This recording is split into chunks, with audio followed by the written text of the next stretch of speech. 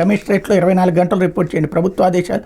రవాణా శాఖలో కలకలం. పెద్దిరెడ్డి కుడిభుజం సహా 4 జాయింట్ కమిషనర్లకు షాక్. వైసీపీ ప్రభుత్వంలో వసూళ్ల కోసం జిల్లాల్లో ప్రాంతీయ కార్యాలయాల ఏర్పాటు, ఇప్పుడు వాటి మూసివేతకు ఉత్తర్వులు అన్నటువంటి వార్తని హైలైట్ చేశారు. లేకపోతే ఆకాశమంత ఎత్తు, ఆరోగ్యం చిత్తు అంటూ 30 అంతస్తులకు మించిన భవనాల్లో ఉండేవారికి ఆరోగ్య సమస్యలు ముప్పు. శ్వాసకోశ సమస్యలతో, హృద్రోగాలతో బాధపడేవారు జాగ్రత్తగా ఉండాలి.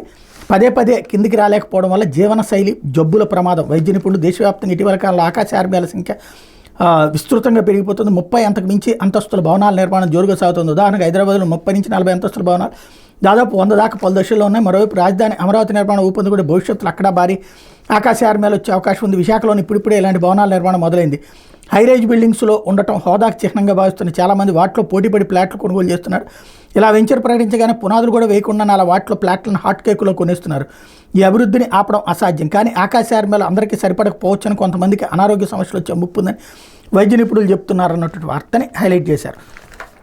అయితే కోల్కతా హత్యాచారంపై సుప్రీం విచారణ సుమోటోగా తీసుకున్నటువంటి కోర్టు అన్నటువంటిది హైలైట్ చేశారు.